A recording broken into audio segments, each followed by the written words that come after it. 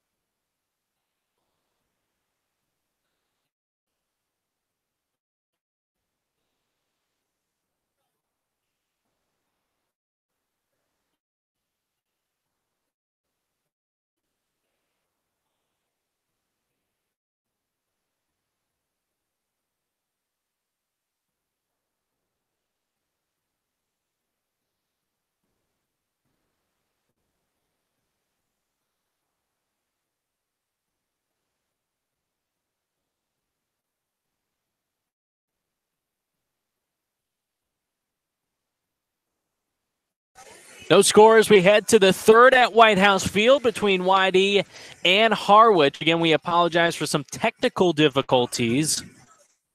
Just 1 hit on the board so far, and that's for YD's Micah Prees, a 2-out single back in the second. That didn't amount to much after Nick Quintana lined out to the second baseman. Carl Kaufman faced 4 in the home half of the second, 3 strikeouts. But a walk in the middle there, nothing came of that. Here, Luke Waddell steps up, the 8-man for the Red Sox. In the top of the third, still Xavier Curry from the windup. The pitch swung on up the middle. It's the second baseman there, Casals, to his right field, and not in time. The throw to first. Luke Waddell busting his way up the line. It was a slow developing play that bounced and hit the back of the mound, slowed down a bit. Casals to his right. Make the throw in time. Yeah, I don't think Casals really picked his head up in time after fielding that. And Waddell's got great speed down the line. If he just recognized that that was going to be a closer play than he'd thought, he was probably getting the 8-man. Instead, it's a single. Second hit of the day. Both belong to YD. Still no score here in the top of the third. The 9-man Taylor Young due up. So far hitless, 0 for 3 this early Cape League season. Did not play last night. The pitch. That's ball called a strike on the outside corner. Especially early here in this opening week, we'll see a lot of players in and out. So a quick throw over to first, gets away from Lipsius. And Waddell around second, he's going for third. Here's the throw over to third, not in time. First to third on the E1. Curry tried with a quick jump and throw over to first base. And it went behind Waddell. Lipsius couldn't reach across to make the play. And now a runner 90 feet away for the Red Sox. No outs here in the top of the third. Curry probably got the scouting report that the Sox love to run on the base paths. And that time he paid a little too much attention trying to keep Waddell at first. Corner come up. The 0-1, a breaking ball that falls off the plate. Ball and a strike, no outs, top of the third. Runner on third for the Red Sox, the 1-1. Fastball stays low with the shins. And now this is just a situation where we've already seen through the first couple of games for the Red Sox, mostly in later games and with multiple runners on base. But a guy on third, no outs.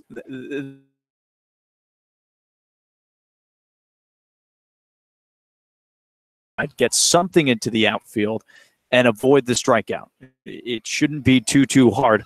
Even though you are at the bottom of the order, just get something in play, even with the infield in. Curry set to the belt. The pitch. Fastball called a strike at the letters. Young didn't love it on the outer third. And the count even 2 balls and 2 strikes with Eichhoff over at third on the lip of the grass. The rest of the infield is back with no outs here, top of the third, and a runner on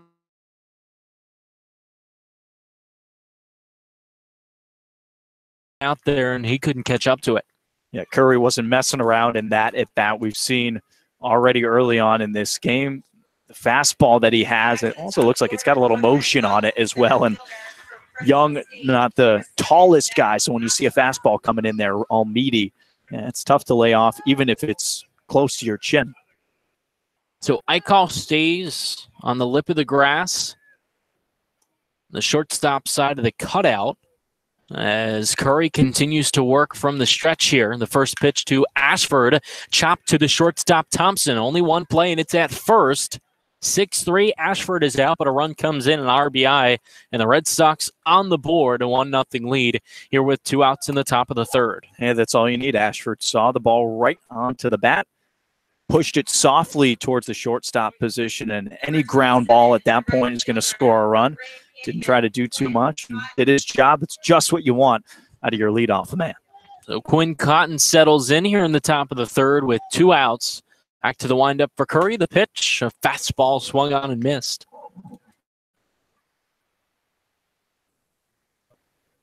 Outfield straight away. They're still in sunlight. Infield mostly shade. Here's the 0-1 from Curry. Swung on and slapped to the right side. The first baseman Lipsiet's up with it, and he'll do it himself. But the Red Sox score a run here in the home half of the third. 1 run on 1 hit. Nobody left on base through 2.5. A 1-0 lead for YD. You're listening to Red Sox Baseball on the Cape Cod Baseball League Network.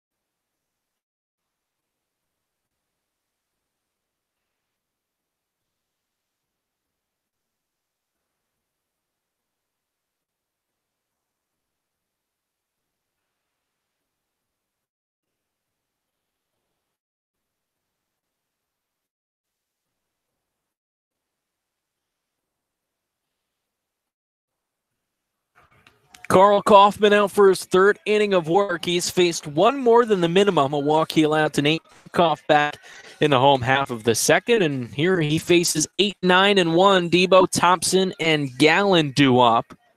Kaufman's looked pretty good so far, and his YD Red Sox have the 1-0 lead.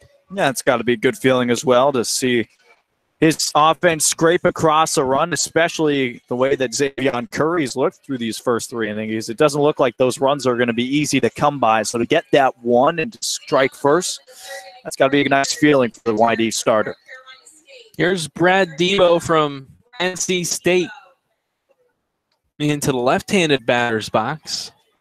Righty on lefty matchup here to start the bottom of the third. A 1-0 lead for YD. And Kaufman here from the windup, the pitch. Called a strike down at the knees.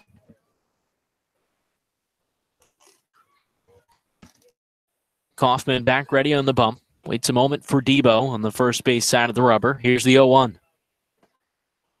Goes inside to out and misses with that off-speed pitch.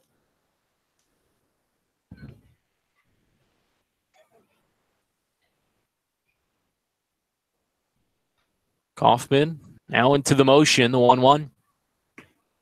Off speed again. This one stays upstairs and out. Debo, one of those few returners to this Harwich team, hit a bomb last year right here at White House Field against the Sox. 2-1 on its way. Fastball painted on the outside corner. Called the strike. And that's a really nice pitch, especially behind in the count from Kaufman. That's a confident pitch, going fastball just like that. Kaufman winds and delivers 2-2. Fastball down low in the dirt. Dyer scoops it up. Great crowd on hand here at White House Field. Game 4 of the Cape League season. Stands are full, as are the hills that extend up the first and third base lines after the stands end. Here's the 3-2. Fastball, rather off speed, misses down low. And the leadoff walk here, and just second base runner of the game for the Mariners. And both of those coming via the free pass from Kaufman. And pitch count's getting up there, but definitely one of the better starts that we've seen so far this season from a YD pitcher. And you'd expect that, confident coming in after pitching with the Sox for a little bit last summer. So Kim Thompson, the 9-man, steps into left-handed batter's box. First pitch. Fastball pasted at the letters on the outer third, called the strike. Kaufman from the stretch here with Debo aboard at first base.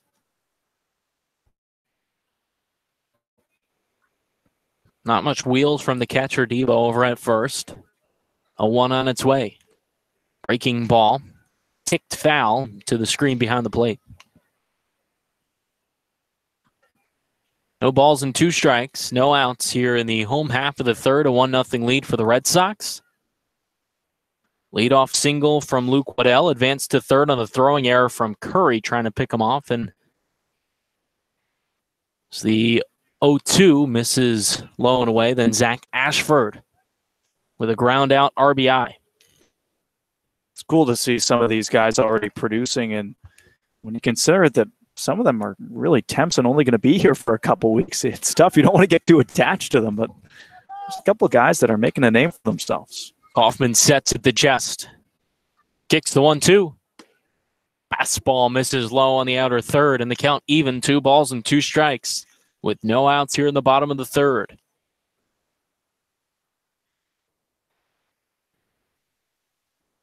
Kaufman taking an extended moment here, looking into Dyer. Now comes set. Debo off of first. 2-2. Swung on up the first base line slowly, but foul. Kincannon will field and toss it into the ball boy, a YD dugout. He's been a busy man so far. And give him credit. Pretty much every park we go to, the YD ball boy might be the fleetest of foot on the game. He pretty much always beats out the opposing ball boys and ball girls. I think there's no doubt about that. 2 balls, 2 strikes here on the 9-man. Thompson, the pitch. Swings on the ground to the second baseman there. Young flips to second up for 1, on to first in time. 4-6-3 retired.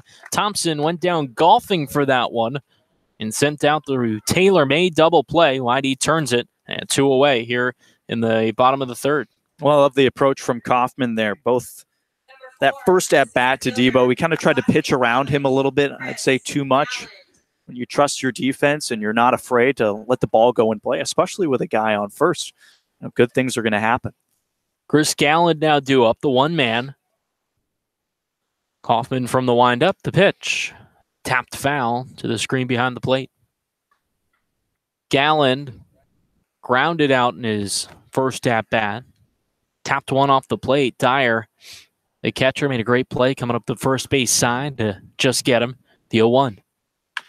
Swung on the ground, a short chopper left side. Quintana charges, flips, and in time on to first base. A nice play from Nick Quintana to retire the Mariners in the home half of the third. Through 3 at White House Field, a 1-0 lead for the Red Sox. You're listening to YD Red Sox Baseball on the Cape Cod Baseball League Network.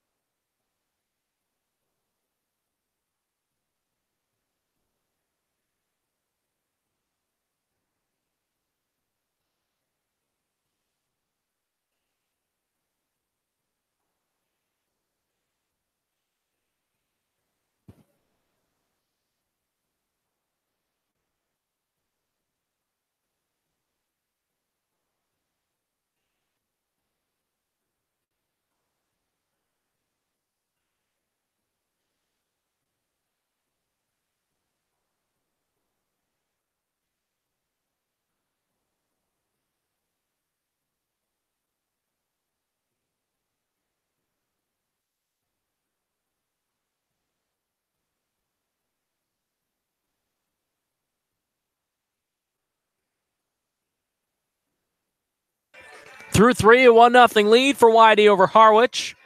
These two teams split the series last year, and Harwich, the team left out of the playoffs from the East, trying to make a better go of it this season, and Xavier Curry is certainly helping them out tonight.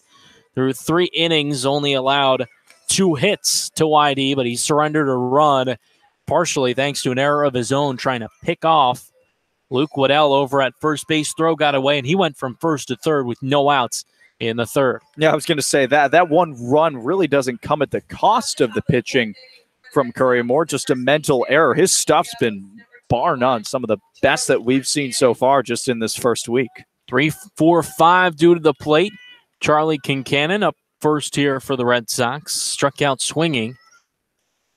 First of 4 strikeouts for Curry. The first pitch. Fastball stays just a touch low. Kincannon, 10th player with YD last season as well for a couple games. 1-0. Swung on and lifted foul behind the plate and into the trees behind home. So far this season, 3 of 10 at the plate. So not a bad 300 after hitting 317 with St. Joe's. 1-1. Swung on and missed the fastball upstairs. And 1-2. Tim Brennan, who pitched for YD last season, standout pitcher. Also a St. Joe's now alumnus. Big 5 pitcher of the year. Went in the 7th round to the Rangers just about a week ago. Here's the 1-2. Fought off foul behind the plate.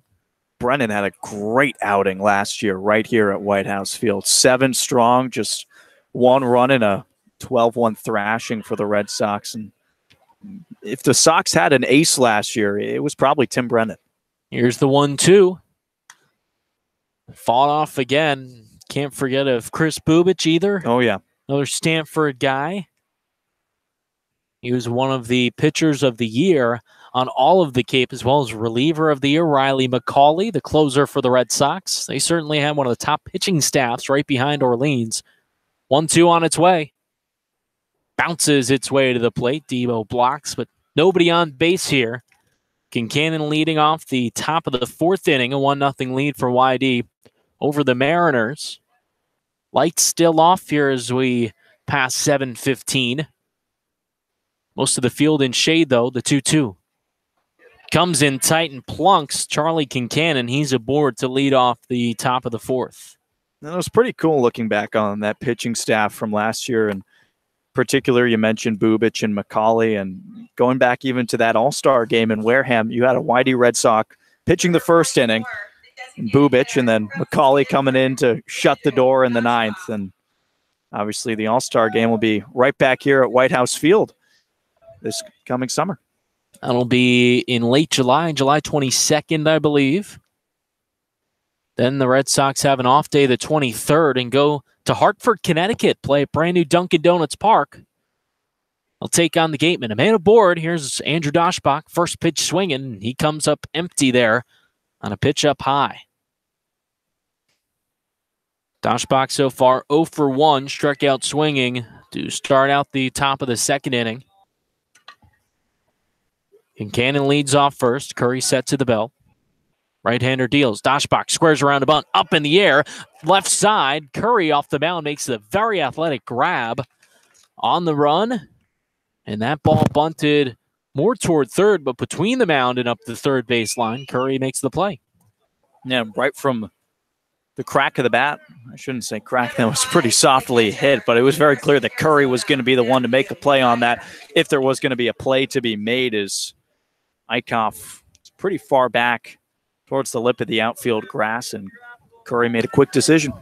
Nothing like Scott Pickler baseball than having your 4-man bunt. That's what he just did. Doshbach unsuccessful.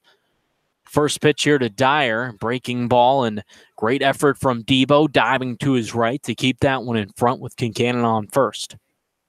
Well, the 2nd time in just a few days that a Red Sox bunt has gone right into a pitcher's glove. 1 out here in the top of the 4th. The pitch. Check swing. Home plate umpire says yes, he did. And that pitch bounced a good 5 feet out in front of the plate. A breaking ball that just absolutely snapped down Dyer caught swinging, the count even in a ball and a strike. Of course, you're mentioning the way Whitey lost it, or rather tied Chatham. Had the bases loaded with just an out. Popped up a suicide squeeze. 1-1. This is down low. Sure does feel like a loss, though, when you're in a situation like that, bottom of the ninth. Bases jacked with one out. You're expecting 2 points there. Cannon off of first after getting hit by a pitch. The 2-1.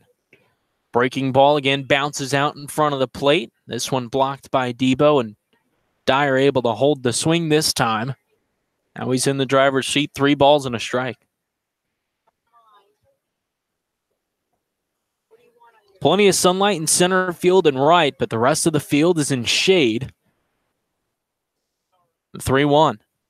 Fastball misses down low. Ball 4. Dyer aboard. Cannon to second. 2 men aboard for the Red Sox with just 1 out in the top of the 4th.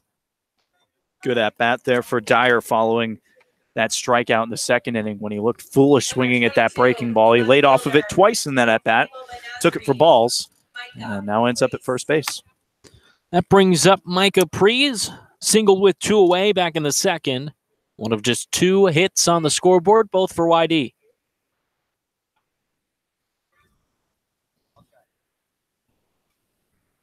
Curry from the set, first base side, delivers. First pitch found back to the screen.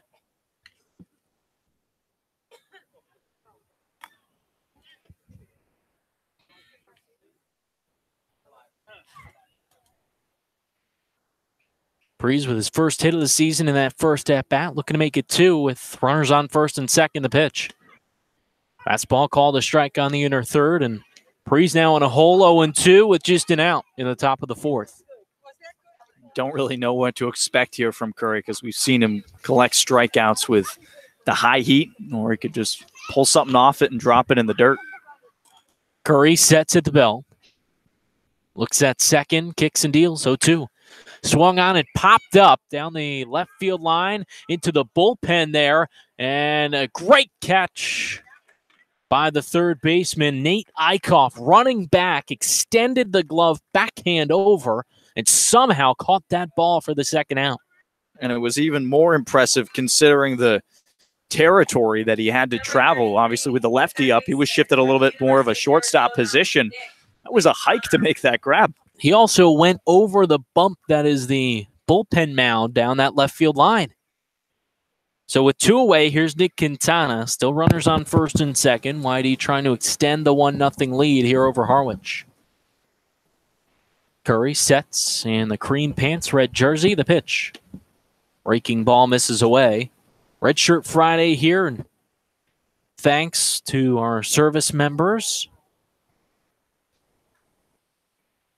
YD with the alternate whites.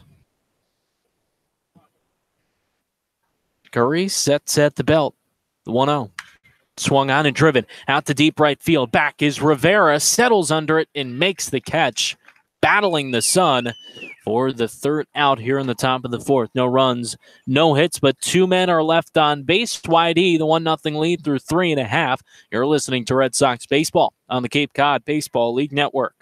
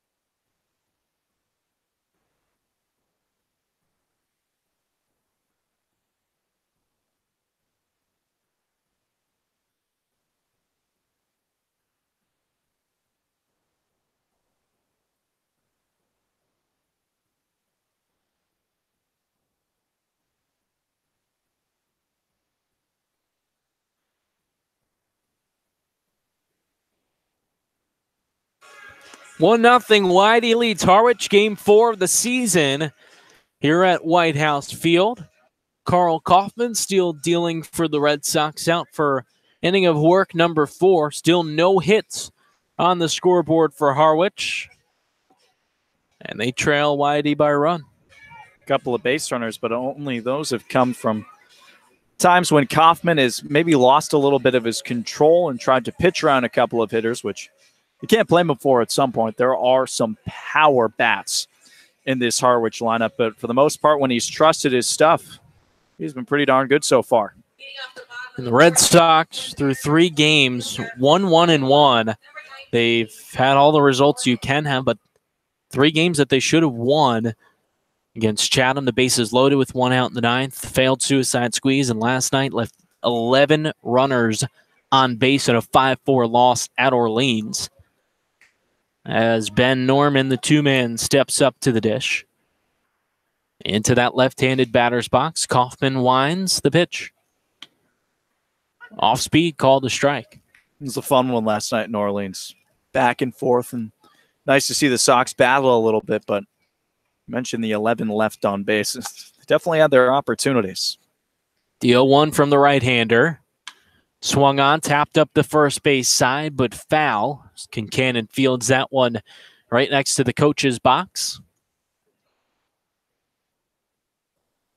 Kaufman continues to work ahead here of these Mariner hitters, something that YD pitchers struggled to do last night at Orleans. Kaufman on the bump as Norman steps into that left-handed batter's box. The 0-2. Fastball well up and away. One who I would say who did at least do that the best, though, William Frank. Nice couple innings of work from him. I think Scott Pickler's got an arm in him. 1-2 from Kaufman. Swung on and missed. A half-hearted hack there from Norman, and he goes down on the fastball on the outer third. Strikeout number 4 for Carl Kaufman. Well, it's interesting. I don't really quite remember Carl Kaufman being a strikeout pitcher last summer. Correct me if I'm wrong, Brandon, but I agree with you. You look at his stats from Michigan, and he led the Wolverines with 78 Ks this season, so it's definitely changing his approach a little bit. First pitch to Tanner Morris. Misses just below the knees. Morris 0 for 1, grounded out to the shortstop in his first at-bat. A 1-0 lead here for the Red Sox over the Mariners. 1-0 on its way.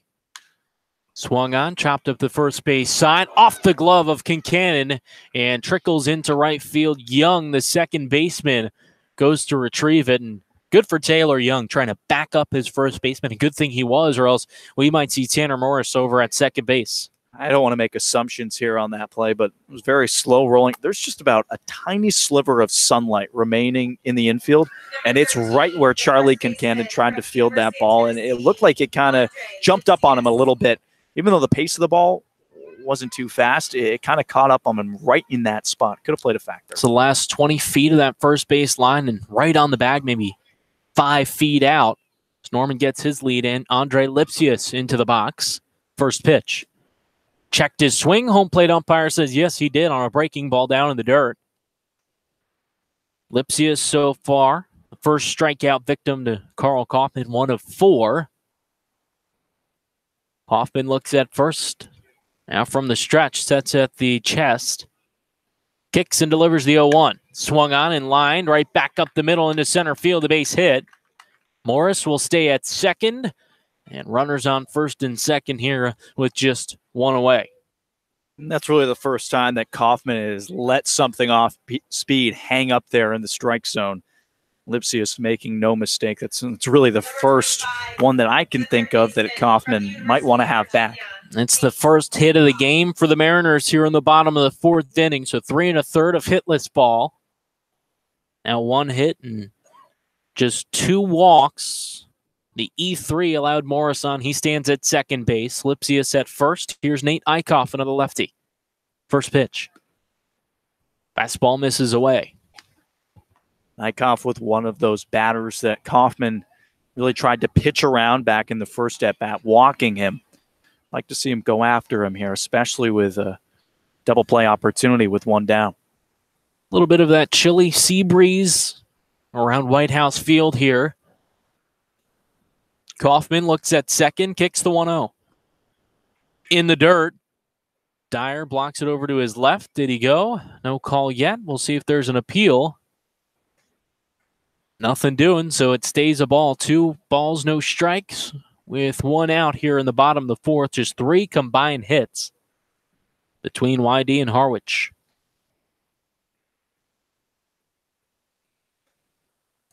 Kaufman staring in at Dyer. Now sets at the chest. Looks over at Morris at second. A 2-0. Fastball at the shins. 3 balls and no strikes. Kaufman in danger of loading up the bases with just 1 away in the home half of the 4th. That's to the same guy that he walked and tried to go around. For some reason, Timid of Eichhoff. Nate Eichhoff, the lone Mariner, without a hit last night in a 5-3 loss at Hyannis. Kaufman sets 3-0. Right down Main Street, called a strike.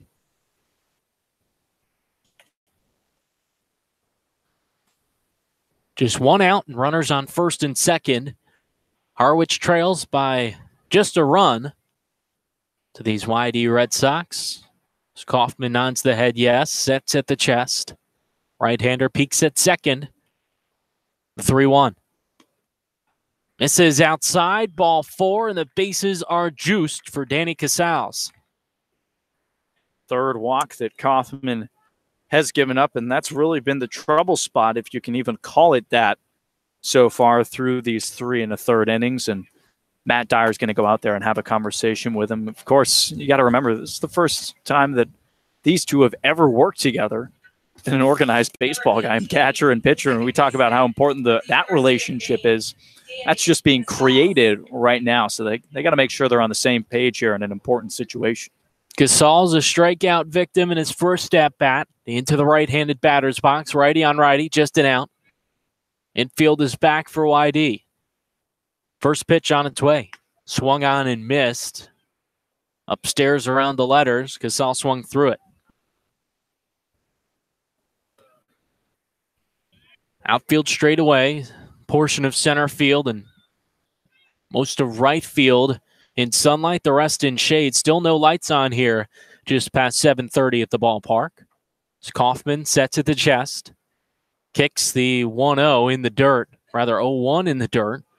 Count even at a ball and a strike. Dyer's doing a great job behind the plate because part of Kaufman's repertoire is he's going to pull the hook once in a while and throw something in the dirt. That only works when you've got a catcher that's active behind the plate and willing to do what it takes to keep the ball in front of them. And so far, Dyer's done a great job of that. Kaufman now sets. Bases juiced, 1 out in the bottom of the 4th. The 1-1. Fastball just misses below the knees. Must have missed by just a hair. And while we can't always tell inside and out, we can tell how that pitch was close. Casals taps the plate. He's ready. Kaufman nods yes. He's ready as well. 2-1. Swung on a line into the hole. Played there by Waddell. Flips over to third for an out, but a run comes home, and we're tied at 1. That's where you just got to tip your cap as a pitcher to Casals for getting it into play. But a good job by Waddell, not stressing out with the situation, not thinking about going home, not thinking about trying to turn 2. Just get the lead runner that you can. Allow the run in that situation. So tied at 1 here in the bottom of the 4th inning. And 2 outs. Scoreboard not quite updated yet as Gabe Rivera settles in. Struck out swinging. First pitch. Swung on and missed. A fastball down low.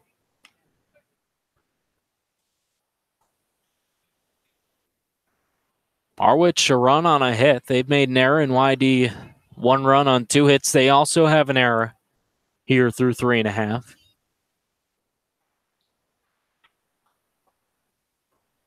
Right-hander comes set. Kicks and delivers the 0-1. This is down low. in a situation where you've got bases loaded with one out, I think as a pitcher, obviously you're trying to get out of an inning scoreless, but you kind of assume that maybe you're going to let one scratch across.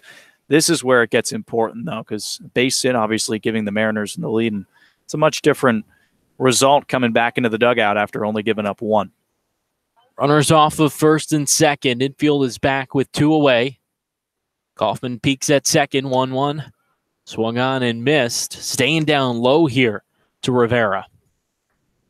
Great placement of that, too. Very similar to where that pitch was called a ball at the knees in the previous at-bat, except that time, Rivera whiffing. Kaufman looking to get out of some trouble. Tied at just 1. Runners off of first and second, the 1-2. Swung on and missed. A breaking ball dips down to the shoe tops.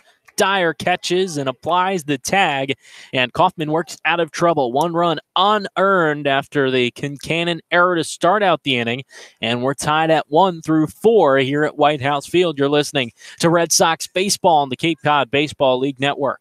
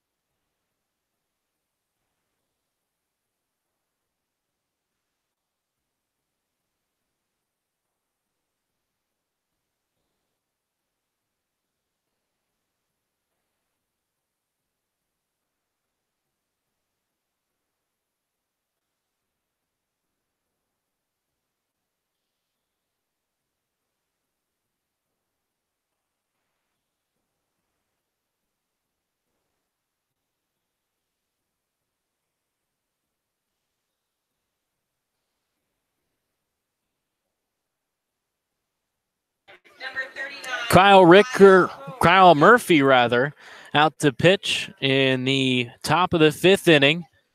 Xavier Curry's day is done. Murphy out of Northeastern. And Luke Waddell up the 8-man for YD to start out the top of the 5th inning. First pitch picked by Debo behind the plate, misses down on the dirt.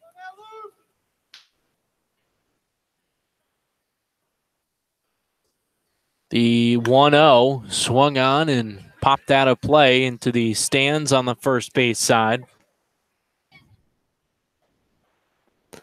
So a ball and a strike, no outs here in the top of the 5th inning.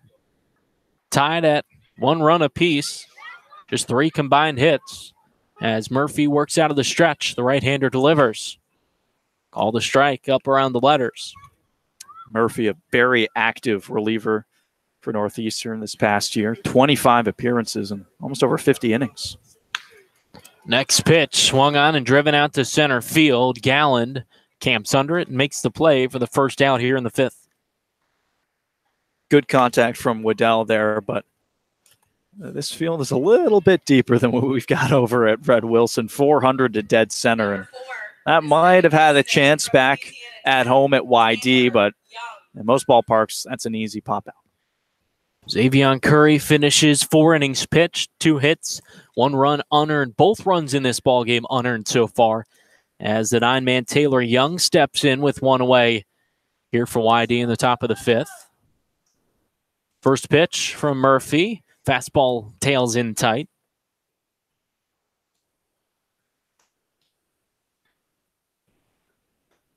Murphy sets at the chest, the 1-0.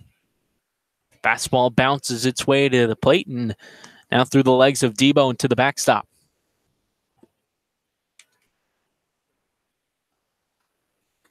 Two balls, no strikes. Murphy out of Northeastern. Pitching on the first base side of the rubber from the stretch, the 2-0.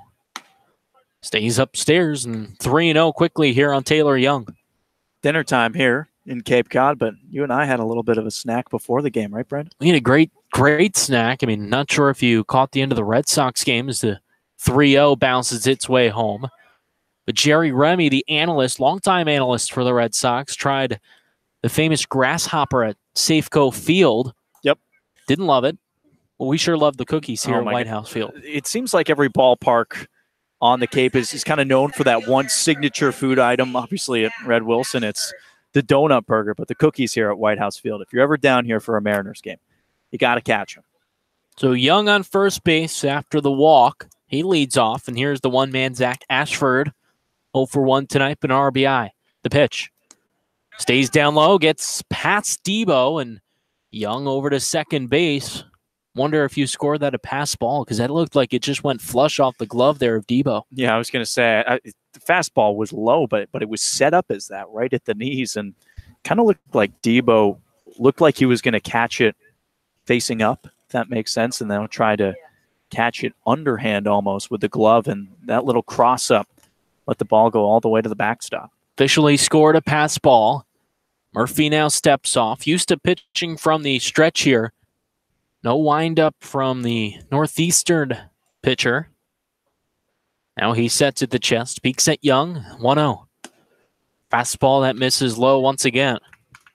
Struggling to find the strike zone here for Kyle Murphy. 10 pitches, 7 balls so far.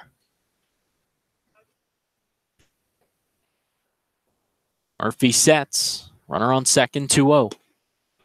Misses low and in, 3-0 off to the one-man, Zach Ashford.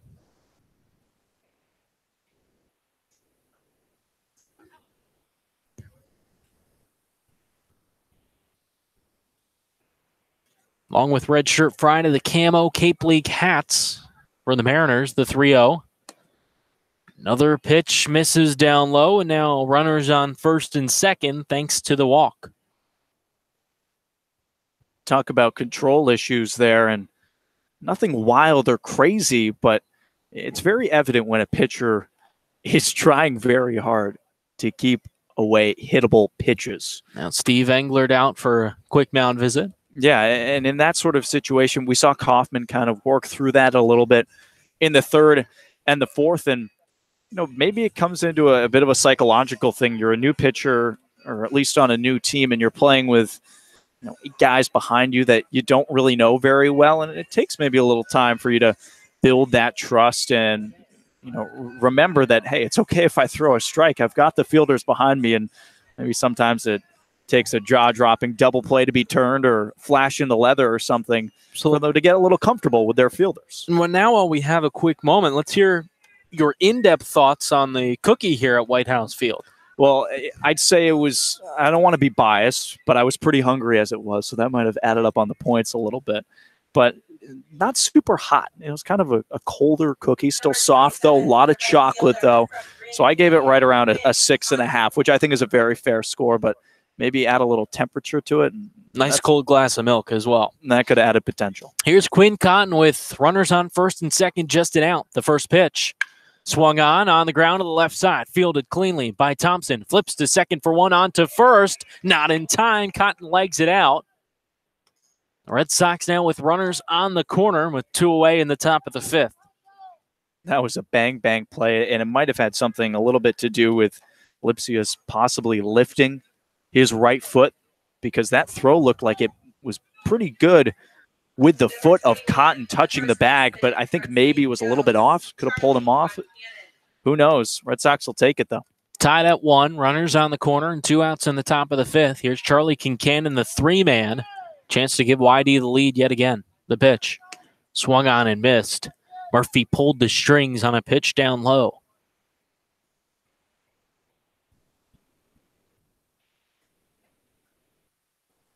It's Young off of third. Cotton off of first. The 0-1 in the dirt to Debo's left off the chest protector, and Cotton over to second base on the wild pitch, but Young stays put at third. Young surely thought about it. I think he made the right decision there. Debo was quickly on that to locate it. So Kincannon, the left-hander, now with 2 runners in scoring position. Tied at 1 here. 2 outs top of the 5th. 1-1 from Murphy. This is away. It's always interesting when you see a pitcher always working from the stretch, and now with runners in scoring position or anyone on, it's nothing new to them. As Murphy does, the 2-1, swung on and missed, dialed up a fastball. It's interesting you bring that up because at some point you think maybe it's a benefit, because oftentimes you see guys that you prefer to come out of the windup, and when you get in situations like this, going to the stretch, well, that takes away maybe a little bit of your stuff. So for a guy like coming out of the stretch, maybe it's not too different for him. 2-2. Bounces to the plate. Debo blocks it and keeps it in front. This count runs full with 2 men in scoring position for YD. Tied at 1 here in the top of the 5th between the Red Sox and Mariners. And Cannon waves the bat across the plate, now to the shoulder. The payoff pitch, roped out to center field, dunks in for a base hit. 1 run scores. Cotton will score as well in a 2-out, 2 RBI single for Charlie Kincannon. Whitey, the 3-1 lead in the top of the 5th.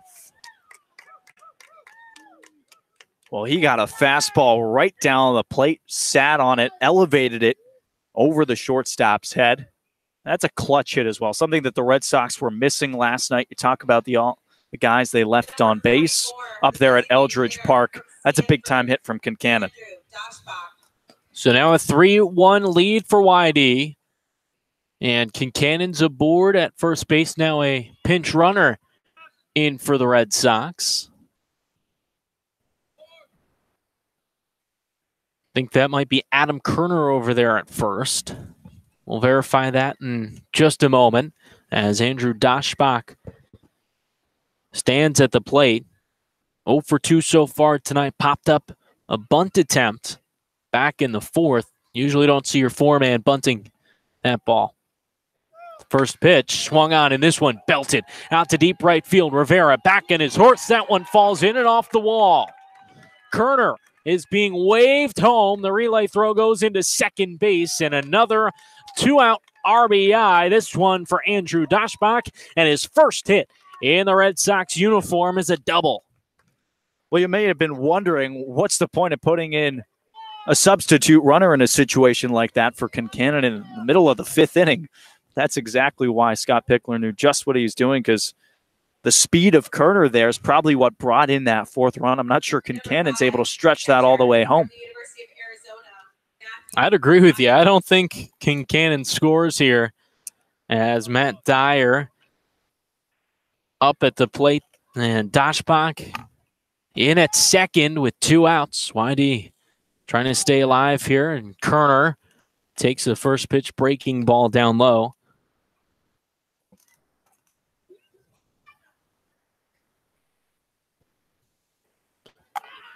Three runs with 2 outs here in the 5th inning, a 4-1 lead for YD. The 1-0 swung on and fought off foul and on the hands. Ball and a strike on Matt Dyer. Didn't take too long to see that power from Daschbach. That was opposite field as well. That's just raw strength, fisting it over there to get it past the right fielder too. Murphy sets at the chest, peeks at Daschbach over at second. 1-1. Swung on and chopped to the third baseman Eichhoff. Off a hop, fires across the diamond in time to retire the side, but not before the Red Sox come up with a little clutch hitting. 3 runs, all coming with 2 outs. They take a 4-1 lead through 4.5 at the ballpark. You're listening to Red Sox baseball on the Cape Cod Baseball League Network.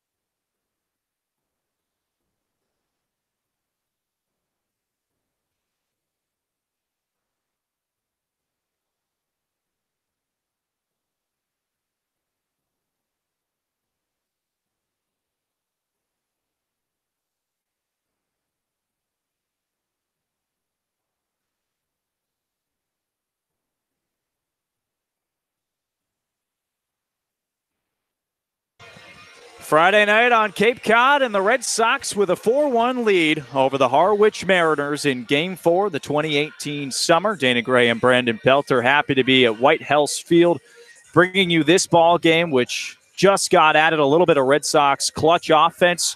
A couple of huge RBI hits from Andrew Daschbach alongside with Charlie Concannon to give the Red Sox a 3-run lead as we head to the home half of the 5th inning. Karl Kauffmann, the righty from Michigan, still manning the bump for the Red Sox, but a couple defensive substitutions. You can pick up Matt Dyer and move him from behind the plate over to first base. Now Adam Kernu, who came in to pinch run, he will do the catching. At the plate, Brad Debo fouls off the first offering from Kauffmann in the bottom of the 5th. Red Sox 4 runs off of 4 hits. Opportunistic hitting there in the visiting half of the frame. Kauffmann's 0-1, dips low at the shoelaces and evens the count up at 1-1. Lights just getting turned on here in Harwich, Massachusetts, approaching the 8 o'clock hour on the East Coast. Kauffmann from the windup comes home and misses low once again. 2 balls and a strike with no outs and no one on base in the bottom of the 5th. Lights kind of like I am in the morning, slow, groggy, takes a little bit to get going. 2-1 fastball taken high and outside, 3-1. We're going to be happy that we have them, though, in about 15 minutes.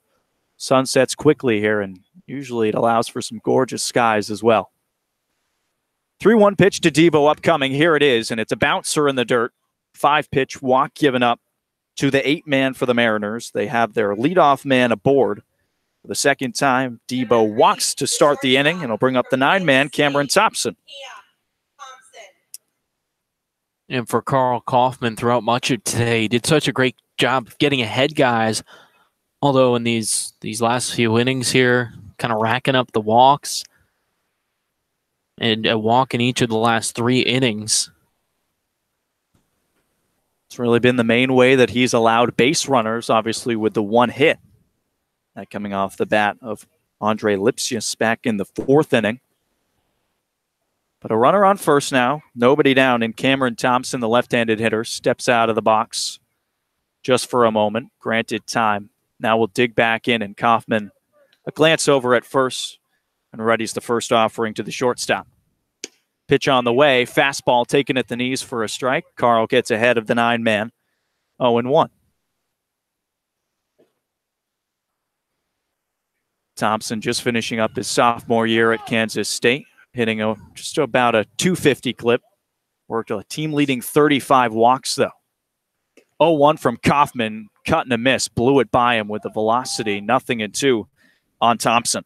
Danny, you said it earlier, but I think there's certainly a noticeable increase in the velo out there from Karl Kauffmann. He's able to blow that fastball by some guys.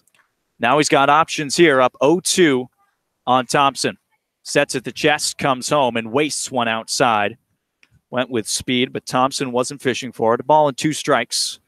No outs. Debo off of first. Second time he's walked this evening. Good 3-step lead. Held on by the first baseman, Matt Dyer. Kauffmann sets right at the chest and delivers. Fastball up and away. Evens the count up at 2-2.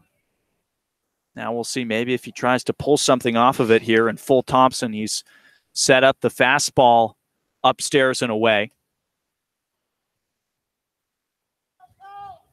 Glance over at Debo at first. Now the righty delivers. Hit on a line and past Quintana at third base. That dunks in for a base hit. First 2 aboard for the Mariners in the bottom of the 5th, trying to respond to the Red Sox runs in the visiting half.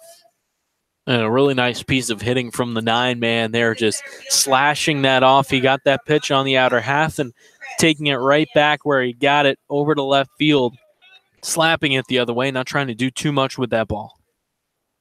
Top of the order now up for the Mariners. Chris Gallen, the Boston College product, digs into the right-hander's batter's box in a prime opportunity with no outs. First and second occupied by Mariners. Kauffmann having to work out of trouble once again. Looks back at second, now comes home. This one laced out into right field, caught in a few steps to his right, camps under it to make the catch and whistles it back in to make sure that Debo hangs on at second base. He does just that. And a very quick first out there for Karl Kauffmann. Boy, I thought we got a really good look at the arm of Quinn Cotton there. The first time we've really seen it this summer. Debo would have been dead over at third base. Cotton camped under that ball, but not much of a crow hop to get that in. You couldn't have asked for a better result if you're Carl Kaufman after letting those first two on. Just goes one pitch, gets one out off the leadoff man. That'll bring up Ben Norman, 0 for 2 today. Most recently, one of the 5 strikeout victims of the Michigan Wolverine. Righty on lefty matchup. Kaufman delivers. This one skied out into left field. Micah Prees, a couple of steps to his left, and he's got it. So 2 pitches and 2 outs off of flyouts for Carl Kaufman. Great stuff from the starter here. Prees camped under that ball and moved a couple steps to his right, then finally over to his left. Looked a little bit interesting out there, but he made the catch nonetheless. Doesn't matter how it happens, just as long as it ends up in the glove. And it marks the second out of the bottom of the 5th. Sox up 4-1 here over the Mariners. Number 3 man, Tanner Morris. Last man to salvage something here for Harwich. First offering, a fastball in the dirt, blocked by Adam Kerner now. Doing the catching duties for Carl Kaufman. First time these two have worked together, pitch-a-veer catcher. Shortstop Luke Waddell playing right behind Debo, the runner, at second base. Quintana hugging the line at third. And Dyer the same over at first. 1-0 pitch, fastball dipping low at the shoelaces. 2-0 on the 3-man Morris. Dyer especially, even less than a step and a dive off the line over there at the first base bag and right on the lip of that outfield grass. Playing the 3-man Morris to pull it.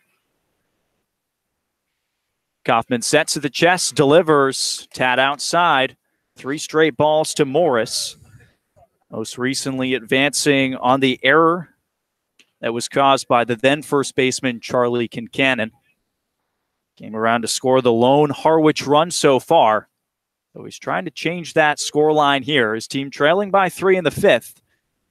After YD put up a 3 spot in the visiting half. Kaufman's 3-0 delivery, a fastball taken at the knees. Morris sitting dead red. He takes it for a strike, 3-1 that counts. Brad Debo led off the inning.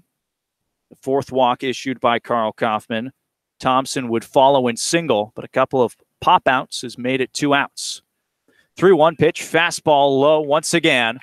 Another 5-pitch walk in the inning given up by Kaufman, and he's walked the bases loaded for the cleanup hitter.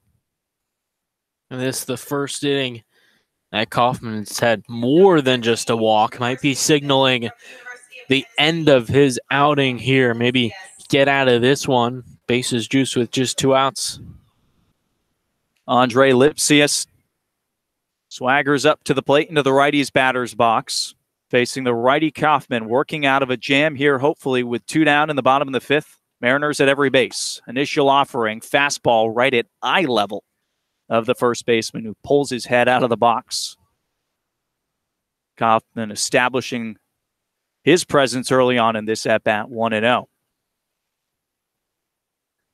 A long look in at Kerner behind the plate. Agrees on the sign and comes set. Next pitch taken inside. 2-0. As the righty from Michigan seems to be losing the strike zone a bit here in the 5th. Mariners at every station in the bottom of the 5th, 2 outs. They trail by 3. Kaufman sets, fires in the 2-0, roped at the shortstop, Waddell, and he's got it. Surely saving a couple runs. Carl Kaufman looks back, thanks his shortstop. A web jam in the bottom of the 5th and keeps this one 4-1 YD. You're listening to Red Sox Baseball on the Cape Cod Baseball League Network.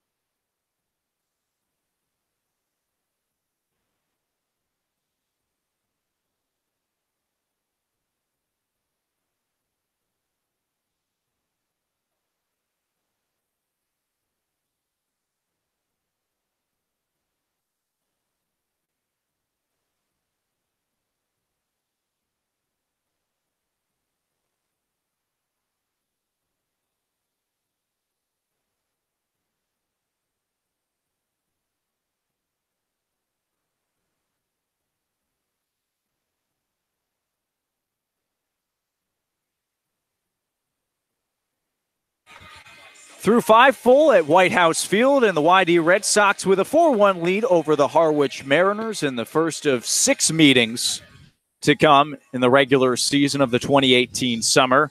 YD up by 3 runs, those coming in the 5th inning. A couple of clutch RBIs courtesy of Charlie Kincannon and Andrew Doshbach, the newcomer to the Red Sox. Cal Kruger now manning the bump for Harwich, the 3rd pitcher of the evening. Product of Indiana, just finishing up his sophomore campaign, and he'll face Mike Caprice, the left fielder, to start things off in the 6th. First offering a fastball missing outside. It'll be Preece, Quintana, and Waddell expected here in the 6th. Kruger fires home the 1-0. Another fastball, a good foot outside of the plate. 2-0. It was Waddell with a phenomenal catch that just ended the 5th inning with the bases loaded, 2 outs, robbing Lipsius of extra bases. Next offering, roped right back up the middle where she came from, a base hit for Micah Preece. He's 2 for 3 today, finding his stride in Game 4.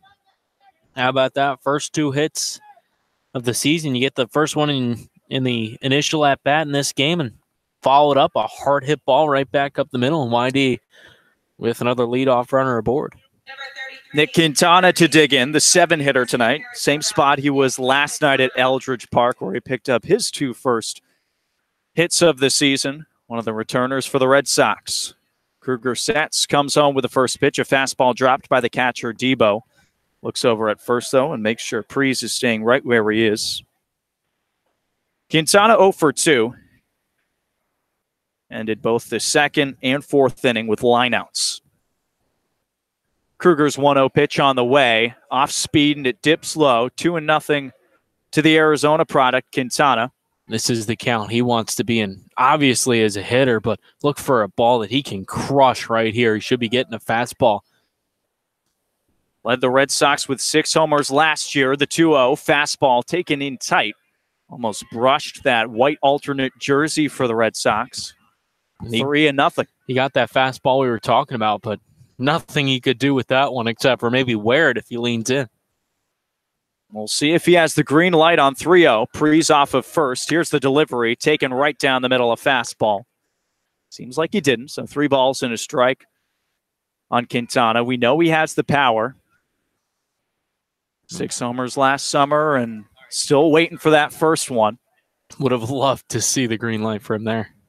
3-1 to Quintana, hit hard on the ground to the left side. Eichhoff up with it, over to second for 1, on to first. 5-4-3 double play turned by the Mariners, and just like that, there's 2 away in the 6th. Boy, Quintana just caught that one on the screws. In fact, Eichhoff backed up a second, and I think he might have closed his eyes, and that ball just landed right there in the basket of the glove. Absolutely hit it on the screws, but on the ground, right at a fielder. That's baseball. 2 away for Waddell. Number 8 hitter tonight for the Red Sox. Righty on lefty matchup. Begins with a fastball taken outside. I have to tell you, Carl Kaufman better be thanking Luke Waddell in one way or another after this ball game, saving at least 1 run in the 5th inning. Next offering is hit into foul territory over by the Mariners bullpen, and that'll escape past the fencing down the left side. It's almost like at the end of the season when a quarterback buys his offensive line, they go out and they get a nice dinner. So what's maybe a couple of cookies here at White House Field would do the trick. No, I think you have to go get him some clam chowder or something. 1-1 pitch to Waddell. He'll take it inside. 2 balls and a strike. You had the clam chowder yet, Brendan? I haven't yet this summer, and my personal favorite from last summer is the Skipper right across the beach. Mm-hmm. They're in, I think it's Yarmouth. 2-1, just nicked to the backstop, 2-2. Yeah, it doesn't get much better of a location. You know your seafood is good when you can literally see the ocean from the restaurant you're sitting at. I think it's a good sign. 2 outs, bases empty in the top of the 6th. The 2-2 count on Luke Waddell. Cal Kruger delivering the next offering. Curveball dips in, swinging strikeout. And down go the Red Sox in the 6th. 4-1 lead, though, for YD. We head to the home half of the frame. You're listening to YD Red Sox Baseball on the Cape Cod Baseball League Network.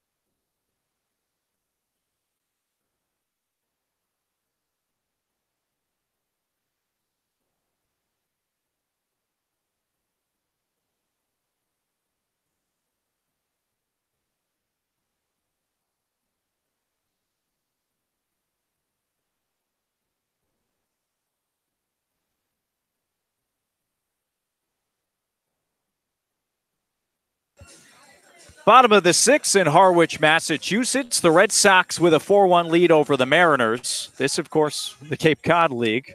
Later, the Red Sox and Mariners will do battle out in Seattle at Safeco Field. But for now, a ball game to be played on the elbow of Cape Cod.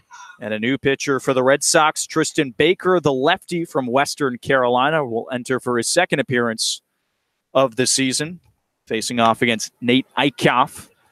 To start off the inning, he fouls off the first pitch straight to the backstop. Baker saw action in the home opener against the Bourne Braves. An exciting 10-9 walk-off victory for the Red Sox. Pitched 2 innings, gave up a run. Lefty 0-1 delivery, fouled off. It's quickly 0-2 on the 5-hitter Eichhoff. Kaufman turned in a nice outing. If you erase those walks, he's turned in a beauty. Just an unearned run, 2 hits, 5 Ks, but 5 walks. Into the motion goes Baker, delivers home with a fastball, a couple inches off the plate, 1-2. No one on, no out in the bottom of the 6th, 3-run lead for the Red Sox. Big 3 spot coming in the top of the 5th inning. Baker, the signs from Kerner, goes into the motions, delivers, swing and a miss, strike 3. Put something extra on that fastball and blows it by Eichhoff for the first out of the 6th. A little extra English on that one. Enough to get it past. The swinging Eichhoff there just late. Protection hack trying to get a piece of it. Number 18, the second baseman. Second baseman for the Mariners to come to the plate. Danny Casals. Dig into the right-hander's batter's box. Lefty on righty matchup with 1 away in the 6th. Baker's first pitch. Fastball at the knees. Taken for a strike.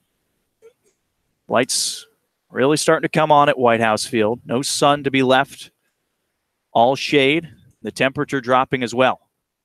0-1 pitch in the dirt. Evens the count up at 1-1. With the drop of the sun, not fully into the heat of the summer. Getting a little chilly here at the ballpark. Right off the water in Harwich. 1-1 is hit hard towards the shortstop, Waddell. Gathers it, moving from his left, and throws a strike over to first in time to get Danny. And there's 2 away. Nice play there by the shortstop, Waddell, for a second there off the bat, and then came in, and then had to adjust, moving laterally to his left and gathering and firing on to first. 2 away in the bottom of the 6th. Couple of quick outs for the reliever, Baker. Gabe Rivera stands in the way of a 1-2-3 inning. First pitch to him, taken right down Main Street, a fastball for a strike. Infielders all playing at the lip of the outfield grass. Baker working quickly. The lefty delivers. A fastball taken right at the knees for a strike. 0-2. Good stuff here from Baker in the middle innings, relieving Carl Kaufman's 5. Right back from the windup. 0-2, fastball upstairs at the chin level. Rivera lays off of it. He struck out already twice this evening. 2 of the 5 Ks that Carl Kaufman recorded. 1-2 pitch, slapped foul right at the Red Sox dugout. Keeps the count of the ball in 2 strikes. That's a late hack to just keep yourself up at the plate as late as could be with the YD Red Sox dugout on the first base side and the right-handed hitter. Baker shakes off one side from Kerner, likes the next, and comes home, and it's fouled straight back towards the parking lot. Count remains at a ball and 2 strikes. He struck out Eichhoff to start off the frame. And induced a ground out to short. 1 pitch away from getting out of the inning. 1-2 delivery has to wait, and that was bizarre. Rivera seemed like he called time very late. Home plate umpire hadn't granted it, or maybe he just thought Baker had seen it, but he had his head down all the way. He almost pitched. I didn't think the home plate umpire granted it. 1-2, just nicked foul. Rivera swinging out of his shoelaces, but he does get a piece of it. I mean, he didn't throw up his arms to call time until Baker then planted the foot and then realized Rivera was out of the box. I think if Baker throws a pitch, that's over the plate. He's calling a strike 3. We'll see what comes on the 1-2 pitch. Here it is. Hit hard on a line down the right field line. Cotton giving chase. It'll go as a foul ball just a couple of feet to the right of the line. Opposite field swing for Gabe Rivera, but he stays alive. He's fouled off the last few. turning into quite a battle after Baker made quick work of Eichhoff and Casals. Rivera, a product of Miami, hit .224 this past season. Limited action, though, just 22 games. 1-2 pitch to him, swing and a miss right at the knees, and that will do it. Red Sox go a 1-2-3 inning, and we go to the home half of the sixth inning. 4-1 lead for YD. You're listening to YD Red Sox baseball on the Cape Cod Baseball League Network.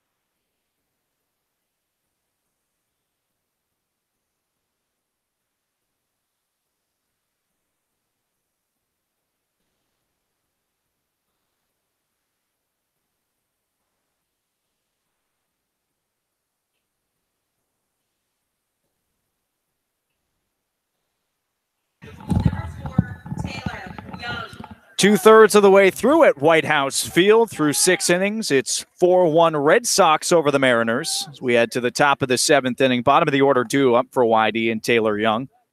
He'll face Cal Kruger, the righty, back out for his second inning of relief. Young 0 for 1 today with a walk. He'll take the first one low off speed at the shoelaces, 1-0. Sox 4 runs off of 5 hits. Mariners just the lone run. That came off of 2. 1-0 delivery. Strike called on the inside corner. No offering from Young. Walked back in the 5th and was stranded over at third base. Also struck out swinging back in the 3rd. In the 9-hole tonight. 1-1 pitch, curveball out of the zone. 2 balls and a strike. No outs and no one on base. What's turned into a really nice evening in Harwich, Massachusetts. June 15th. 2-1 to Young. He bunts it. It taps foul down the third base side. Definitely bunting for a single there, leading things off. And Young, we saw go first to third on a wild pitch. So anything can happen. Though with bunting for this first week for YD, it's left some more to be desired, that's for sure. No doubt about that. Kruger, the righty, setting right at the belt. Comes home with the 2-2 curveball in the dirt. Young lays off of it, and he's pushed this first count full in the 7th inning. I think YD, the hitters, have done a really good job of just working counts throughout this early season, not chasing much. Kruger's payoff pitch, fought off foul, a mile high in the air, and it'll reach the stands just near us. And now 2 of the younger fans fight for a souvenir. The count stays at 3-2. Heck, I wanted to rip off the headsets and I'm surprised you didn't. I like your chances. You've got a couple feet on everyone going for that. So they might have a little speed on you. Well, why do you say the speed? Just a hunch. Payoff to Young, grounded foul down the third base. I don't take that as an insult, but there's a reason that you and I are sitting here and not fetching foul balls. And had cookies before the game. Yeah, that doesn't help either. We'll do the 3-2 again. No one on base, no outs in the top of the 7th. 4-1 lead for YD. Second straight road game for the Red Sox, falling last night in Orleans. Kruger's payoff pitch, try 2, is hit hard out into the gap in left center field. It falls in for a base hit. A long turnaround first base for Young. He'll retreat, though, with a leadoff single. Great at-bat for the 9-man. Forces Kruger to make a ton of pitches and then hits on a base hit. That one just kind of off the end of the bat, but a good stroke to get to that ball and place it a couple feet in front of Chris Gallen, the center fielder. He barrels that one up. That ball might be caught, actually, unless it gets over the head of Gallen. So speed on the base paths for the Red Sox with no outs in the top of the 7th. Young a few steps off of first. In the top of the order, and Zach Ashford up. Throw over to first. And Young dirties up that alternate jersey for the Red Sox, sliding back in safely. Regains the lead, getting the signs from Scott Pickler across the way. Kruger's first pitch is a bouncer over to first, fielded by Lipsius. Throw over to second for one, back over to first. Not in time to get Ashford, but they do get the lead runner in Young, erase him off the board, and there's one away. Boy, just the way that ball was hit on one hop there to the cutout with Lipsius coming up to get it, that would have been a really nice turn and a good chance to get it, but so much speed in the one man for YD. Kind of a double leadoff spot, if you will, with Young giving you great speed, Ashford to follow it up. So one on base, one out. Quinn Cotton, the two-hitter tonight. He's been up and down the lineup a little bit. Scott Pickler still trying to figure out where he wants him. Kruger's first offering off speed drops in for a strike. You talk about speed. Look at Quinn Cotton. Opened the season with a triple at home. Batted .390 at Grand Canyon his sophomore season. Kruger's 0-1, just fought off foul. It'll roll towards the Mariners' dugout. Cotton in a hole, 0-2. He'll have to protect with one away in the 7th. Ashford on first base, grounding into the fielder's choice, that retired Taylor Young. 390 is all right. It's better than you and I could do, that's for sure. Kruger with an 0-2 count on Cotton. Third pitch, just nicked foul. Curveball that Cotton had to wait on, though he did get a piece of it, and he stays alive in the count. I don't know, Dana. Speak for yourself. You think you could hit 390 in D1 baseball? I don't think I could hit 190 in D1 baseball. I'd be lucky if I got a hit. There you go. I think that makes two of us. 0-2 count on the two-man for the Red Sox, one away. Here's the pitch. Same result. Tapper foul to the backstop. Cotton putting up a fight in the hole, 0-2. He's 0 for 2 today. Grounded out to Lipsius twice in his first two at-bats. Reached base in the 5th on a fielder's choice, but then was stranded. That 5th inning looming large for YD, where they put up the 3 spot to give them the lead. Kruger shakes off a couple of signs from the catcher, Debo. They agree on the next. Here's the 0-2 to Cotton. Swing and a miss, strike 3. Throw down to second, and they double him up. Ashford caught stealing after Cotton tried to check his swing. Throw him out, strike him out, and that's how the 7th ends. We go to the home half of the inning. YD still with that 3-run lead. You're listening to Red Sox Baseball on the Cape Cod Baseball League Network.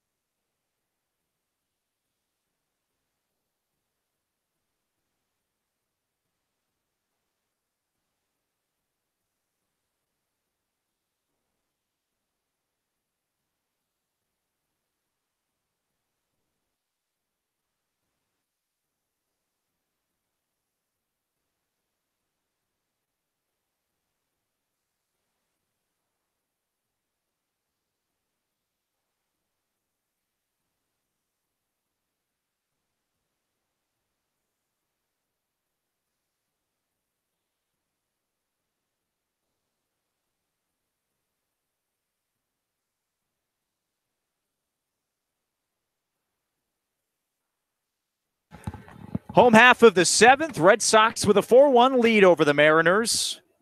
And it will be the bottom of the order due up for the Mariners. 8-9-1 to face Tristan Baker back out for his second inning of work. Looked really good in the bottom half of the 6th inning, plus fastball. Brad Debo will start off the frame. Takes ball 1 low in the dirt. Yeah, he sure did. A couple of strikeouts in the 6th. One swinging to get Ike off. Then caught Rivera looking to end the 6th inning. Also induced a ground ball. Lefty's 1-0 pitch. Hit a mile out into shallow left field. Coming in is Prees. He'll call off Waddell and camp under it to make the catch for the first out of the frame. Boy, you think that one got over the lights? Higher than the lights, I should say. Certainly might have. It was high up there. Surely looked a couple 100 feet. Prees had to travel a good amount in. Called off his shortstop, though. An easy catch for the first, and now the 9-man Thompson to the plate, 1 for 2. Singling recently in the 5th. First pitch, he'll hit right into the trees behind us. Falls behind 0-1 on the lefty Baker. Thompson also grounding into that troublesome double play back in the 3rd. It was turned nicely by the YD infield. 0-1 is hit hard, drilled out into center field. Ashford back on his horse, and he's got it. A line out for the second out of the inning, and Baker working extremely quickly here through both of these innings. Recorded 5 outs and only thrown a handful of pitches. Not the first ball hit real hard, got a good piece of it. Ashford actually got turned around once. But a good job tracking that ball back. Top of the order, and Chris Gallen, right-handed hitter, shows bunt, pulls it back. As the ball traveled outside of the strike zone, 1-0 with no one on base, 2 outs. 3-run lead for the Red Sox. Looking to get back to their winning ways. Haven't penciled in a W since opening day. Baker's 1-0. Fastball paints the outside corner, evens the count up at 1-1. Mariners 1-2, suffering a 2-game losing streak. Couple of road losses, but now back home at White House Field. 1-1 offering, cut on and miss. Baker blows it by the leadoff man, Gallen. Hailing from Sudbury, Mass., so he knows all about the Cape. The Cape League went 1 for 4 yesterday. To the windup, Baker comes home, offering fouled off towards the Red Sox dugout, and the count stays at 1-2 with 2 outs in the bottom of the 7th inning. Base path's empty. 4-1 lead for YD. Baker trying to send us to the 8th. Into the motions. 1-2, fastball right down the middle, looking strike 3. Baker ends the 7th just like he did the 6th, the backwards K, and we head to the 8th inning. 4-1 YD leads it. You're listening to Red Sox Baseball on the Cape Cod Baseball League Network.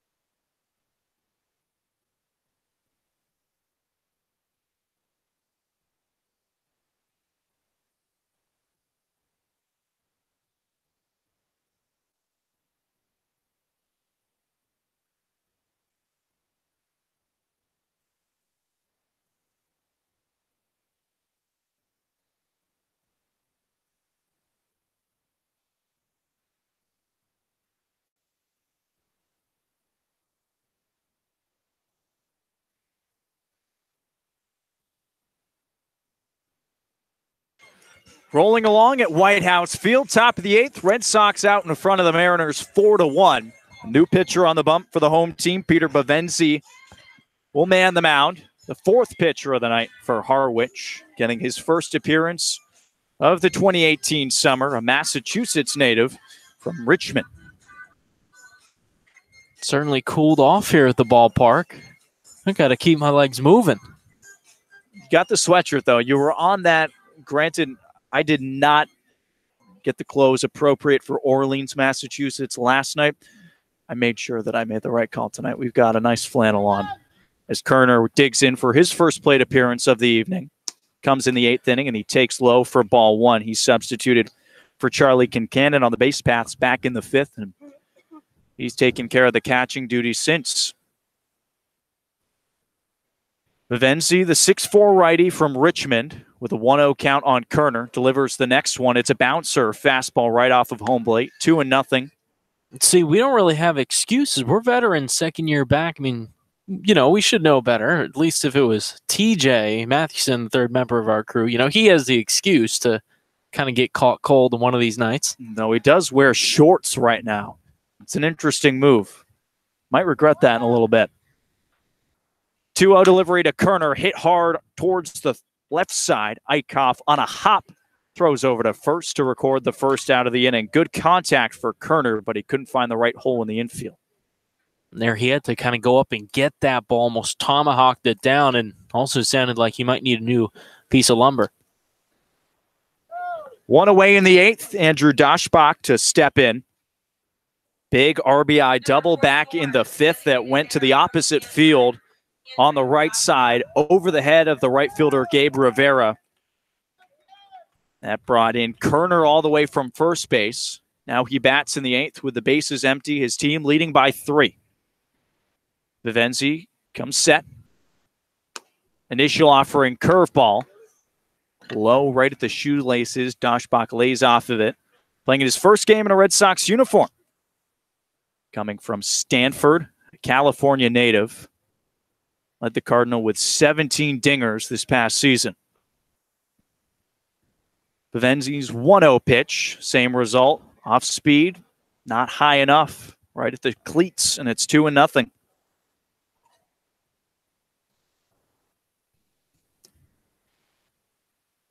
Righty on righty matchup in the visiting half of the 8th. 2-0 pitch, fastball, nabs the outside corner. 2 balls and a strike. Matt Dyer stands on deck. Start of the day at catcher, now over at first base. Mike Capri's to follow if necessary with 1 away. 2-1 pitch to Daschbach, taken inside. That fastball right at belt level, kind of had to shimmy away from that, keep it from touching the jersey, but a favorable count here, 3-1. That RBI double coming off a 3-2 pitch. We'll see what he gets here, 3-1 delivery, here it comes. Fastball just a tad low. Ball 4 issued to Daschbach. He'll take first base, and Matt Dyer to come to the plate. YD looking to push her across some insurance run here in the 8th. Do lead by 3. Got some great relief from Tristan Baker in the 6th and the 7th. Be interesting to see if he comes back for another inning of work. So he was pretty darn efficient getting those 6 outs. That YD bullpen believes out over the fence in right field, but completely covered by signage. We can't see it. Dyer to dig in, righty on righty matchup with 1 away in the 8th. Daschbach a slight lead off of first. Initial offering to Dyer taken for a strike. He didn't love the call. Ball was dropped by the catcher, Debo, moving from right to left, but it does go as a strike. YD back in action tomorrow at home at Red Wilson Field. First look at the Falmouth Commodores coming to town. Here's the 0-1 pitch to Dyer, off speed, and it hangs up high. Evens the count up at 1-1. So we saw the Braves from the Western Division in the home opener. That a victory for the Red Sox. So technically they're perfect against the West Division. Small sample size. Look to keep that the same tomorrow against the Commodores. Bavenzi setting at the belt.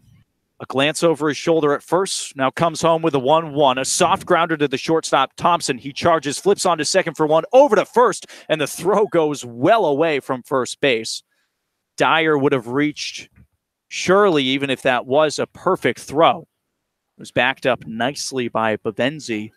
And Dyer will have to hold it first. They do get the lead runner 2 away.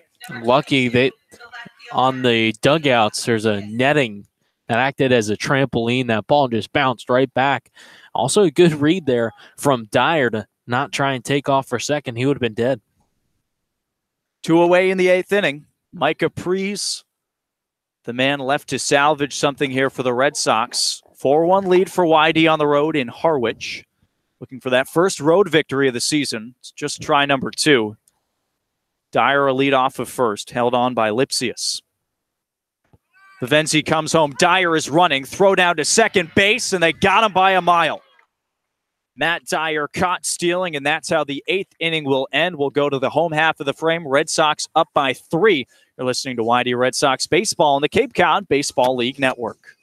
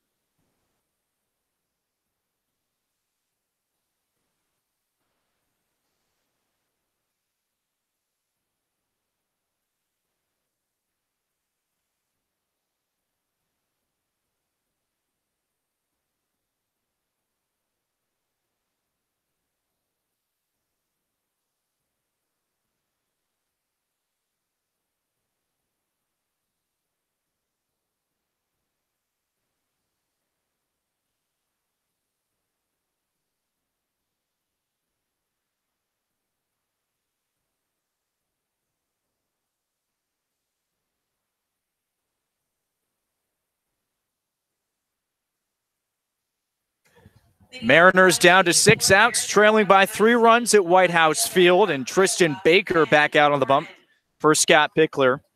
2 strong innings so far of relief, 3 strikeouts. Hasn't given up a base runner. First pitch on the way to Norman. Shows bunt, pulls it back as the pitch was out of the strike zone. So 1-0 on the 2-man for the Mariners, who's 0 for 3 today. A ground out, a fly out, and a strikeout victim in the 5th. 1-0 pitch, fastball just below the knees, held for a second by Kerner, but he doesn't get the call he wants. Hey, as a reliever, you better be flattered if they're trying to bunt to get aboard. No one on and no one out in the 8th. 2-0 from Baker, wave and a miss. A big cut at that from Norman. He was trying to send it out of here. It was as a strike. Trying to score 5 with that one hit. 2-1 count on the 2-man for Harwich. Trailing by 3. 2-1 pitch, fastball right at the knees. Called strike. Baker working his way back in this count to start off the 8th inning. Strikeout of Gallen to end the 7th. Looking. Trying to do the same work to Norman here. Into the motions. 2-2 pitch. Swing and a miss. Strike 3. Make it 4 Ks for Tristan Baker through 2 1/3. He's dealing at White House, and there's 1 away. He's just been so unpredictable. I think that's been the key. Even when he falls behind hitters, you don't know what's coming at you. And there, fell behind 2-0 in the count, fights back, gets it to 2-2, then throws a pitch on the outer half, goes a little off speed, and Norman just kind of threw the bat head out there. Tanner Morris next up, left-handed hitter, swing and a miss at the first strike from Baker. Sometimes when pitchers are working so effectively, that ball can just look like a golf ball when you're trying to swing at it. Baker doing pretty well right here. The 0-1 curveball just hangs a bit high. Of course, conversely, sometimes when a guy doesn't have his stuff, it looks like he's throwing something like a watermelon at you that's just beach balls. Can be eaten up. Baker working well here in the 8th. 1-1 delivery to 3-man, taken right down the middle for a strike. 1-2. One away in the 8th inning. No one on base for the Mariners. Just 2 hits for the home team club tonight. Baker, the lefty into the motions, delivers home. Just nicked foul by Morris to the backstop. Count stays at 1-2, and a point back from Kerner, his catcher. That was a good 1-2 pitch. I think Baker is feeling it because he's right back on the rubber, looking in for the pitch and then right into the motion. Morris standing in the lefty batter's box, awaiting the 1-2 pitch. Here it comes. He spoils it foul towards the left side over some of the fans still hanging out here. Just 8:40 on the East Coast. No wind, though. Relatively near the ocean, but no gusts tonight. It's made for a pretty quiet evening. 1-2 pitch. Fastball painted at the knees. Make it 3 straight strikeouts for Christian Baker, his 5th of the outing.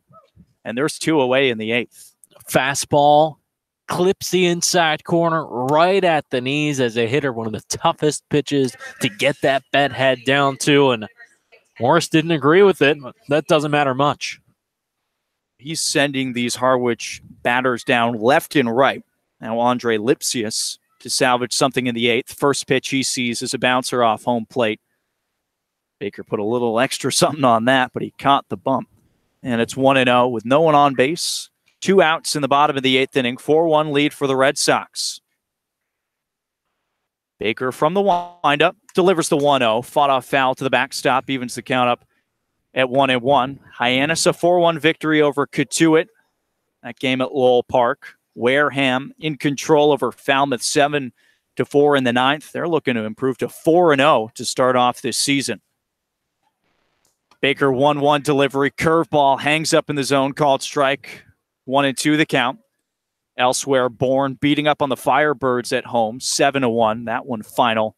And then a 5-1 lead for the Whitecaps over the Anglers at Veterans Field in the 4th.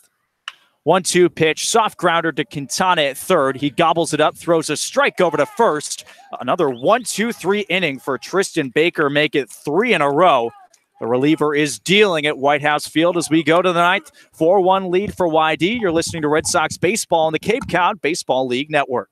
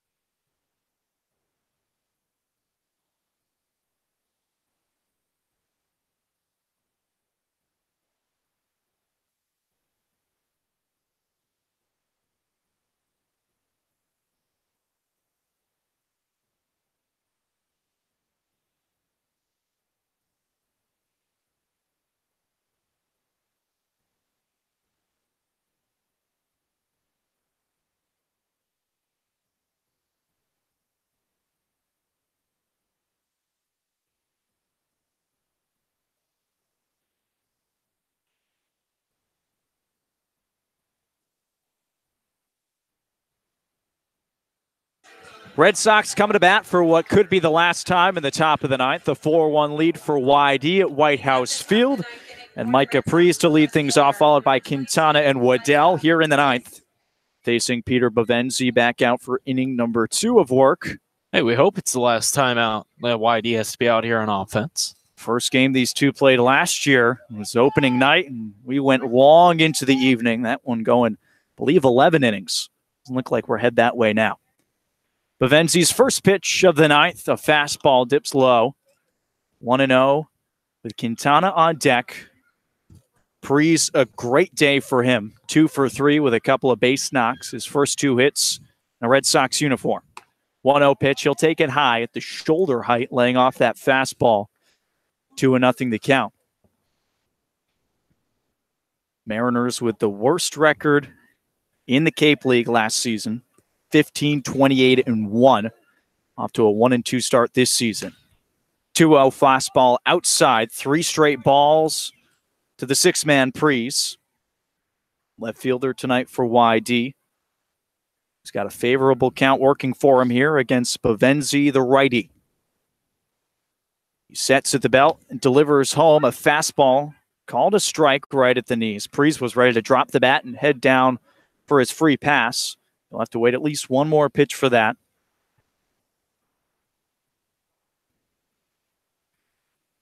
No outs, no one on base in the ninth. 3-1 to Prees. Hit hard and through the hole on the right side. Make it the third single of the evening for Micah Prees. Have a night. He'll stand on first with a leadoff single. Quintana to dig in. And especially as YD continues to get some more of their permanent players into the Cape. That's how you try to make a name for yourself, not only for the scouts, but hey, try to make your case to fight to be here. Some people have to do that, some do not. One who doesn't is Nick Quintana, one of the best power hitters in the country. Arizona product will step into the righty's batter's box with a runner on, no one out in the ninth. Sox up by 3. Toss over to first. Prees back in safely, sliding in. Dana Quintana 0 for 3 tonight, but he's put the ball into play all 3 times. I think that's an upside for him. That's a positive look on things. The guy that struggled last summer, led the team with 50 strikeouts, back for year number 2. First pitch he sees, he pops up high into the infield. The catcher, Debo, to camp under it. Now first baseman Lipsius will come in down the line and make the grab for the first out of the inning. Just popping it up the chute, getting well under that ball. But again, putting it into play, not putting yourself in an instance where you can go down on strikes. Well, we've seen it through batting practice. We've seen it before in games. Quintana has the pop. Just hasn't found it yet so far. It is early days. Luke Waddell to dig in. Left-handed hitter with 1 away and 1 on in the top of the ninth. Bavenzi's first pitch, a fastball just at the calf level. Goes for a ball, 1-0. Waddell 1 for 3 today, singling and scoring the first Red Sox run back in the third. Brought in off the RBI from Ashford. Since then, 0 for 2. Righty's 1-0 pitch, fastball right down the middle, evens the count up at 1-1. Still a lot of fans out here in Harwich, Massachusetts, getting closer to 9. Game 4 for the Red Sox. As well for the Mariners. These 2 of the teams that actually got to play a couple of days ago on a rainy day in Cape Cod. 1-1 pitch, Prees going, and Waddell takes a lake hack at it to foul it off, and hit and run put in by Scott Pickler in the top of the ninth, though I think Waddell might have wished he hadn't swung at that one because Prees had a great jump. Well, when you have that right there, you know it was the hit and run because Waddell's moving his feet to get his body out of the way and then swinging the bat to try to put that ball on the ground. We'll see what happens here with Prees a lead off of first, a 1-2 count on Waddell.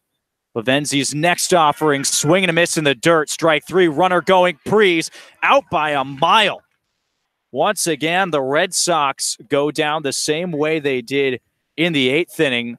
Strikeout at home plate and thrown out at second base. Last licks for the Mariners coming up in a moment. 4-1 lead for the Red Sox. You're listening to YD Red Sox Baseball on the Cape Cod Baseball League Network.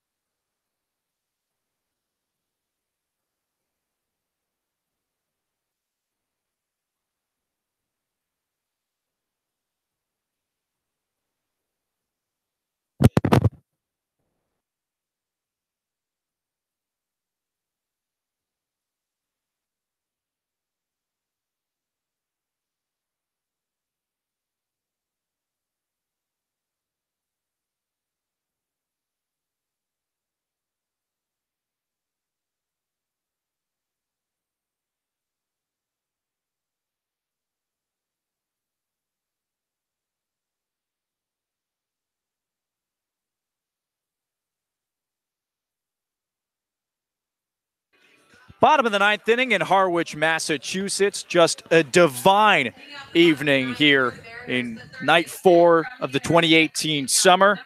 The Red Sox looking to close out the Mariners. A 4-1 lead so far, just 3 outs remaining for Harwich. Tristan Baker back out on the mound. Gets a wave and a miss from Eichhoff to begin the frame. Why not throw Baker out there mowing down Mariners? Just took him 39 pitches to get through the 6th, 7th, and 8th. 5 strikeouts, and he's faced the minimum as well. 0-1 pitch to Eichhoff, stays high, and he lays off of it. Count it 1-1, no outs, no one on base in the bottom of the ninth. Sox in command, up by 3. So this is a save opportunity for Baker. Lefty on lefty matchup in the 1-1 pitch, taken for a strike right down the middle. Gosh, he's just had pretty much every single Mariners number. Eichhoff, the first batter that Baker faced all the way back in the 6th. He got him to strike out swinging. Hoping for a same result here. 1-2 pitch. Fastball taken low at the shoelaces. 2-2. Red Sox back home tomorrow at 5 against Falmouth. Taking care of business here, though, first. The 2-2 just fought off a nubbler rolling foul down the first baseline. It catches the grass and slows up. We'll do the 2-2 again. I don't even know how Eichhoff got up to that ball. It was up over the letters and just tomahawked it down into the ground. You know it's a good sign for a pitcher when we're praising how a batter is just hitting a foul ball. It's similar to last inning when you had Norman trying to bunt his way aboard to start out the inning. Danny Casals on deck. Gabe Rivera to follow. Brad Debo in the hole if necessary. No outs in the bottom of the ninth. 4-1 lead for the Sox. And a 2-2 pitch from Baker. Here it comes. Wave and a miss. Strike 3. What do you expect? Another swinging strikeout, and he gets Eichhoff for the second time tonight. 1 away in the ninth. 6 Ks and now 3 1/3 of work. It's been impressive stuff from Tristan Baker. It's almost a surprise when a batter can make contact into fair territory at this point. 1 away in the ninth. Danny Casals to the plate. 0 for 3 today. Fouls off the first pitch. 0-1.